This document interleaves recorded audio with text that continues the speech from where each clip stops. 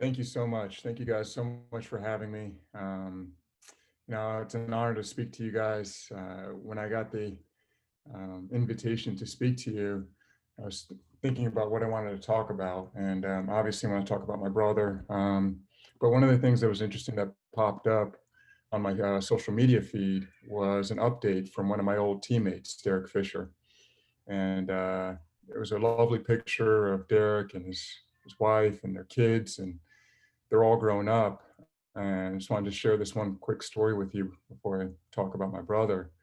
Um, and the picture was of his family, and everybody was very healthy and happy. And I was reminded of many years ago when Derek and I were teammates in Utah, playing against the We Believe Golden State Warriors. So before I was a member of Dub Nation, I was a member of Jazz Nation many years ago. And Derek and I had a very hard fought playoff series against that We Believe team. But during that time, Derek missed the first three games of that series because his young daughter was getting cancer treatments for cancer in her eye. It was very specific and very risky procedure she was having done. And he ended up flying back and joining us in the middle of game 4. Got off the plane, subbed right in, Wow. and played in the second half of game 4. And first of all, we were all amazed that he was there. We were all amazed that he was able to play. Um, and after that game, Derek broke down. Mhm. And I know that you guys think of professional athletes, and there's this image of warriors and guys being so brave and so strong. Um, After that game, just the physical and mental toll of everything he had been through. I mean, we're talking grown man tears, just completely lost it all. And in that moment, it was our duty as his teammates, as his brothers, to be a source of strength for him. And yesterday was Mental Health Awareness Day. And we are all dealing with a lot of different things on our plates. Um, what's going on through the pandemic, what's going on in our personal lives. There's a struggle that you just don't know what somebody's going through, and it's our job, um, as good neighbors, as good teammates, as friends, as family, as loved ones, to be there and to give that sense of strength and support for one another. And I think that that's absolutely crucial for all of us. Um, and I lead that to us transition from the story from Derek and not knowing, what he was going through in that moment, to my own twin brother and not knowing what he was going through all of his life, living in the closet. Um, and I had this conversation with my brother many times, but just the fear of rejection that he lived with, the fear of not being able to be his true self, to be himself, to be happy. He talks about living his authentic and true life now. Well, for many years, his first 30 plus years of his life, he wasn't able to do that because he was living with that fear of rejection. And today is National Coming Out Day. And I think it's important for all of us to support um, anyone who makes this announcement. As Roy so eloquently said moments ago, it's a brave decision, and I think that when someone comes out, for me as his brother, my mom and dad and my aunt, it's to be there to give that support, give that love, um, help each other, uh, to support one another, to love one another. All of that stuff is invaluable, especially to people who are in my brother's position. And one of the most important things we have in our life is our faith and the role of church in our lives that was taught to us by our grandmother, and how she loved Jesus and how Jesus is loved. And one of the things that angered her was when people would use religion as a way or as a means to divide or exclude, um, because that wasn't what her belief was in God. God, Jesus was about love, it was about support, um, about showing empathy, showing love for one another.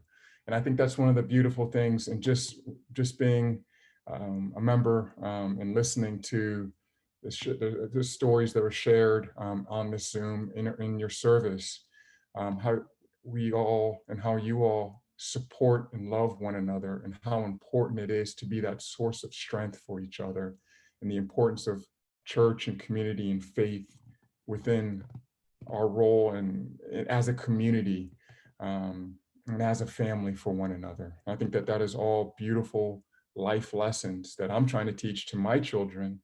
And all those things started with my grandmother, passed down to my mother, my aunt, and now me as a father teaching those life lessons to my children.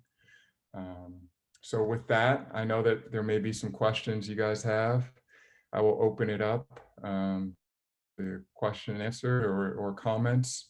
But again, I just think that it's a beautiful thing that we have when we show the empathy and love and support for one another as a community and as a family, and be that source of strength that we all need, source of courage that we all need to support each other through whatever trials and tribulations and ordeals that we all have to deal with on a day-to-day basis.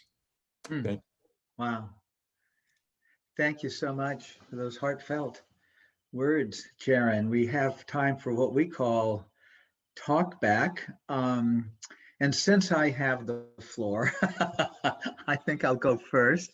I just thought of this while you were speaking. For many years, I was a grief counselor for survivors of hospice patients.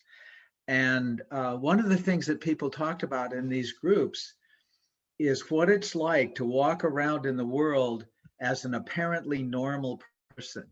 You know, they're not, it's too vulnerable, it hurts too much to just have your grief out there. So you kind of have to walk around, and they use that phrase, an apparently normal person. And I think in some way or another that's all of us.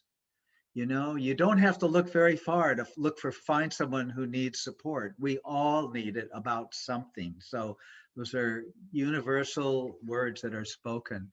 um, does someone have a question or a comment? Jay has her hand up. Jarron, Jay. especially what we were saying earlier in the service, is a little off of the topic that you raised, but what I'm very proud of recently, when you're talking about training your children or teaching your children, the social justice and that you and your wife did with your three kids. I was so proud of you, and I thought it was so courageous. And can you tell the congregation about what you did during the summer with the kids? Yeah, so obviously there's a big social justice movement, and our community, everyone being upset with some of the transgressions that were captured on video and shared throughout the nation. And my wife and I, first of all, my wife is absolutely amazing. She works in the social justice space, raising awareness for different causes. And for us, we had difficult conversations with our children as far as what was happening in the nation and what we can do about it. And one of the things that we decided to do was go and protest. And so we made signs, and we raised awareness, and we were out there at a couple different events.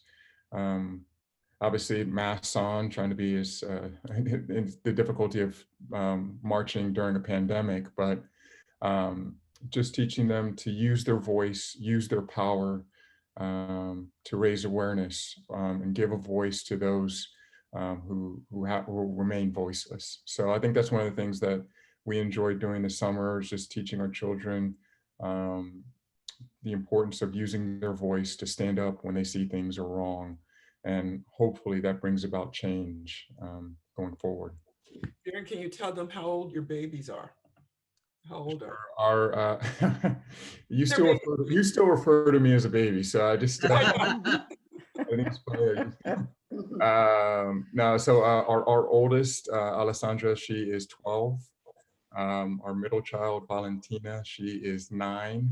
And our baby boy, Massimo, he is 8 years old. So 12. Yes, Mom. In addition, you have taken all 3 of the kids down to the border to see children who've been detained, and for their birthday parties.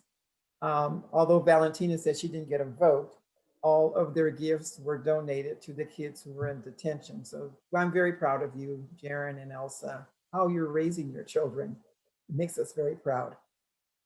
Yeah, so that's another one of my wife's social justice issues.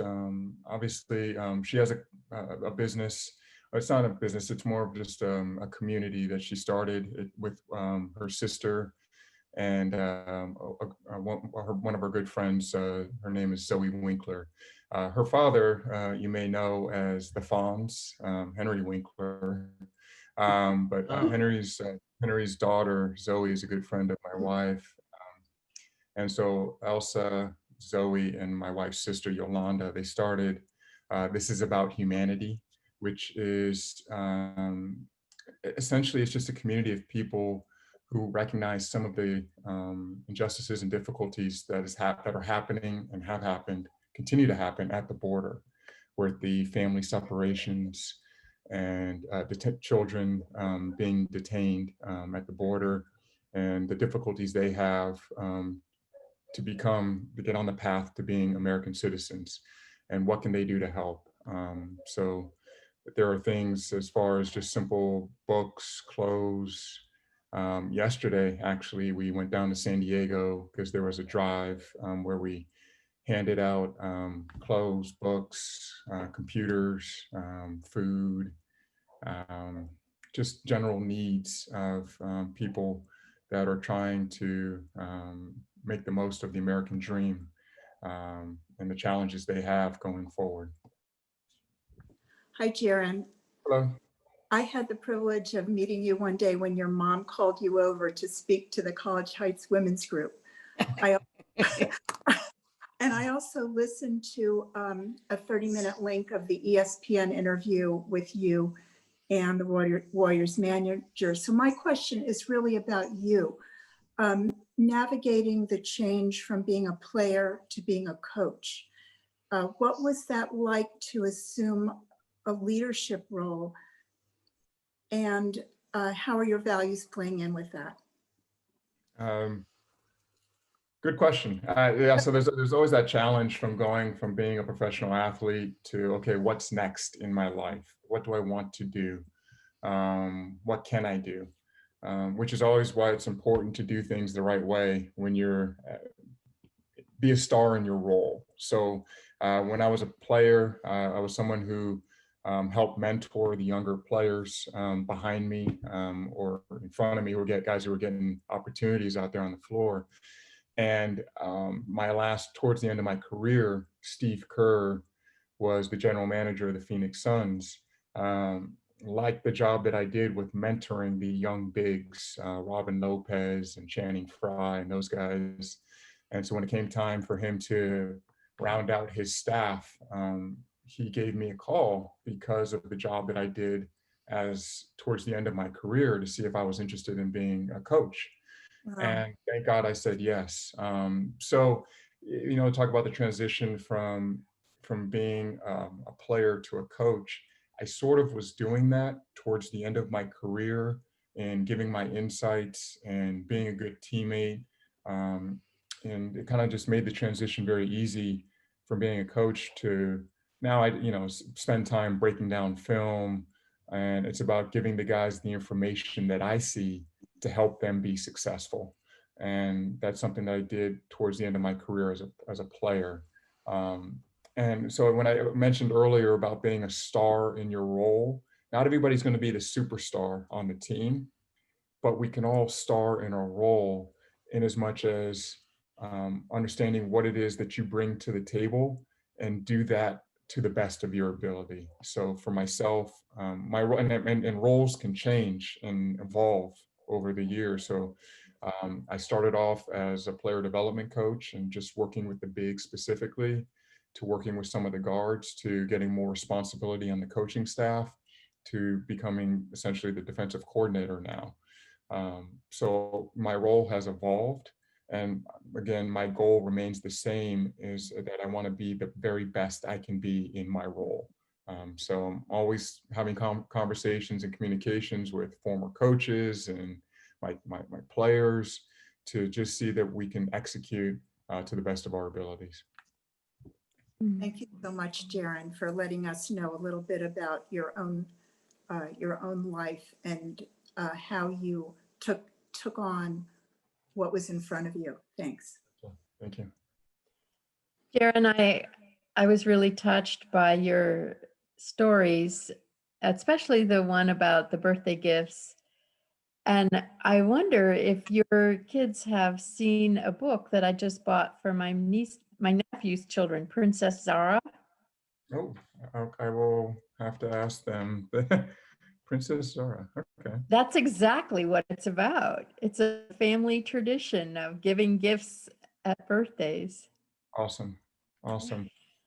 Yes, we've been very fortunate in our lives, and I've been very fortunate. Our family's been very fortunate, and we do what we can to help. And just like all of you guys, and I just see the love and the support for one another, and I think that just sometimes can be lost on our society as a whole. But it is what we need at this time. To keep with Jared's tradition of giving, normally we give an honorarium when a speaker speaks for us. We attempted that with Jared, and Jared gave his honorarium to Puente. So he just keeps giving. Thank you. Thank you. So Jarron, I mean, you're obviously come from a very special family with values that I'd say are unusual. Your parents, your grandparents instilled something, that you don't see every day. And at the same time, I get the impression that you're a very special man yourself, and you're surrounded, you played for the NBA, you're an assistant coach. So the question I have for you, Jarron, is leadership and this sense of courage. When I listen to your brother who comes out, or you coming out and having conversations with your own children, these values, how much of these are things that you believe and your players, even their natural athletic ability, how much of it is innate that they're born with versus how much of it comes from teachings from your parents and others, teachers around you at school? Are we born with this, or is this growth? Really good question. I think there's a little bit of both. When you just so if we're just talking about just pure athletics, we're just talking about just the players and just pure athletics. There's definitely some talent that is innate that some people can be born with. As far as their mental, because that we're just talking specifically about the physical makeup, but there is something that differentiates good from great and great from legendary, and as far as the mental makeup. And I think that sometimes you can listen to people speak, but there was actually a really good documentary recently, and I don't know if you guys saw it, but Last Dance with Michael Jordan. And sometimes those documentaries can give you some insight that you wouldn't necessarily see or hear about, but to witness it, and you can see the drive that special people have, like Michael Jordan, like Steph Curry, like Klay Thompson, the guys that that differentiates good from great and great from legendary. And I think that having a solid foundation absolutely helps. But there is this drive, there is this passion that can come about that is truly special. And I think that for my role as a coach is to foster um, that drive to help push guys beyond where they think that they can achieve. Um, and I think that um, what we're talking about, some of it is innate, and some of it is can be learned and reinforced over time. But having a solid foundation, that's something my grandmother always talked about. Having a solid foundation to build on definitely helps, and is necessary. Hi, Dan. Thank you for being here today. I've written several things down that you've talked about, and I'm asking for your help, hoping you can. My husband and I are teachers, and I am struggling with being a coach in my classroom right now because I want my kids to succeed, but you've talked about, having a solid foundation from home, and a lot of my kids don't have that. Yeah. I and I'm struggling. I reach out to parents, multiple calls. We're all exhausted. Do you know how, as a coach that you're doing it, how do you get kids to be the star in their roles, whatever their role is? It's definitely a challenge, and it's quite frankly, it's exacerbated, like you're saying, during this pandemic. I know the difficulties of virtual learning, just watching my son and our daughters, and just the difference between boys and girls, and then age. So there are a lot of different challenges. Um, so it's a difficult answer. I wish there were an easy answer. I can tell you my experience um, with some of our younger players. Um, so there was a situation. I don't want to mention the player's name specifically, but he had difficulty grasping his role and his responsibility as a young player in the NBA. He thought that optional practice really was optional for him, when not the case for a younger player. So, and in his defense, he would do things as far as he had a gym in his apartment complex, and he said he would go and run wind sprints at his apartment complex. And I said, okay, that's well and good, but perception, how are you perceived? And I think that would you be better served by doing those sprints in the facility so that others see you doing the work? And it's kind of I don't want to say it's a game, but it's a game within the game, because how you're perceived can also affect your reputation. So the question was, how do I relay this information to him? And you would think that just having like a sit down or a conversation like this in person would get through to him. And what I learned was that wasn't the case.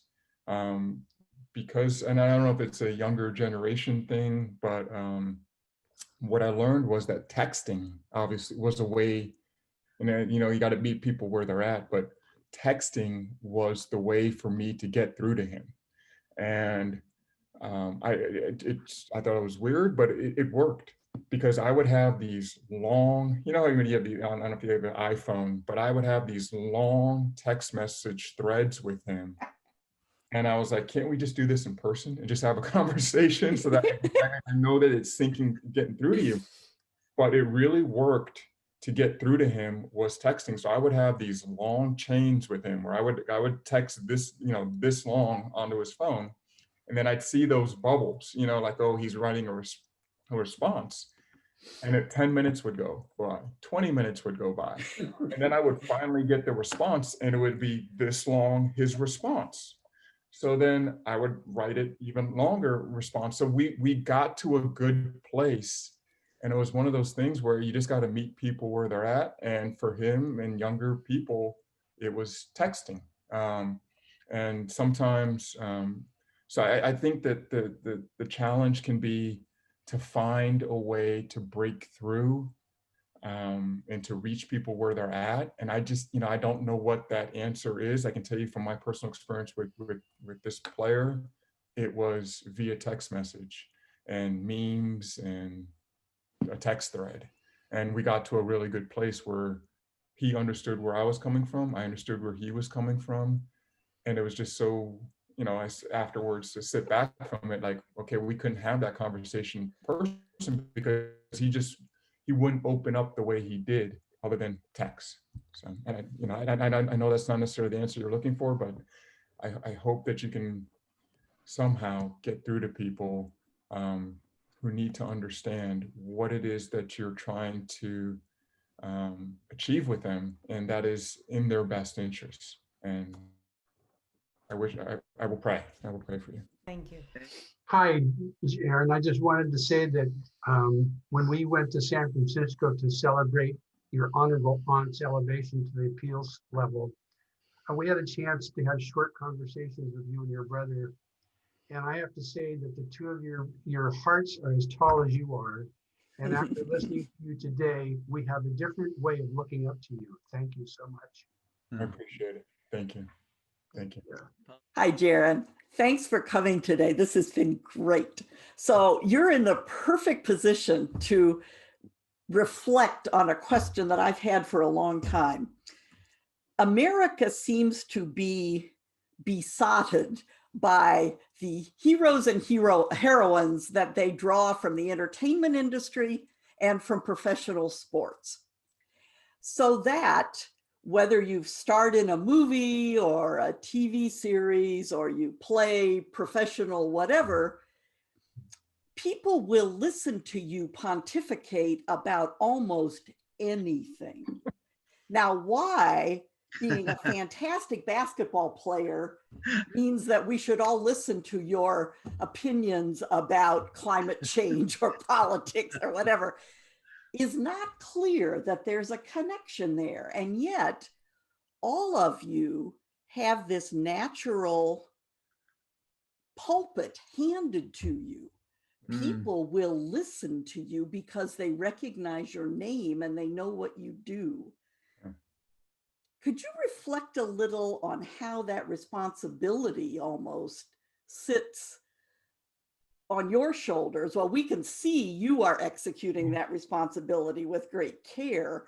Not all of your brothers and sisters in that larger celebrity group take the same approach. Could you just talk about that a little? Some people have fallen short on that. It's the platform. It's the platform that we have and the power in our voice to have an audience where sometimes others do not. We talk about the merits of it, but it just kind of is the way it is. And I think that that's why there's a responsibility to educate yourself on certain matters if you're going to speak on certain matters. But I think that true change can happen if enough people with powerful voices and a platform are mobilized towards a greater cause. And I'll give you an example. So there was a situation that happened in Wisconsin where Jacob Blake was shot in the back, and the NBA players, LeBron James and the Milwaukee Bucks, were upset about what happened. And long story short, by them sitting out and forcing the playoffs to be postponed, they brought about awareness and they brought about calls to action. And when you use your platform in a powerful way, in a positive way, there are things that can come out of that that are for the betterment of our society as a whole. And one of those things are arenas, So the NBA, the players talked to the owners, and the owners made the practice facilities and the arenas available for polling sites. So that came out of what transpired in Wisconsin. And then if you guys, and I know you guys in the Bay Area have heard Steph Curry, have heard Clay, have heard Draymond, LeBron James. There are some powerful voices that the NBA has, and we're talking about the platform they have. And if you're looking at examples of using things and doing things in the right way, those are all excellent examples of guys who provide experience, who provide knowledge on certain subjects because they've been educated on certain subjects, and they can bring about true change in a powerful and meaningful way to uplift communities, whether they be with resources. So I call them the 3 T's, and this is not me, but time, treasure, or talent. We all have time, treasure, or talent. And those guys in particular put their, and even the Golden State Warriors, our ownership group, they put their money where their mouth is to help in the community and the community fund, to giving away treasure, money, and resources and opportunities to help people uplift their own circumstances in life. But it is because we have this platform, and it's a powerful thing, and there's a responsibility that comes with it. And I think that when you do it the right way, positive things can come out of it. And it's unfortunate sometimes when people don't necessarily take that true to heart and aren't as educated and aren't as responsible with that power and with that platform as they should be, and as they can be. Thank you for setting such a good example. Thank you, Jarron. And we all would like to say hello to Jason, who's been present here in so many ways. And thanks once more to Jarron for your time and talent. Well, thank you guys for having me. Yeah. I appreciate it. I got to run. I have another obligation, but I just want to say thank you so much and Godspeed. Thank you. Thank you. Jarron. Love you guys.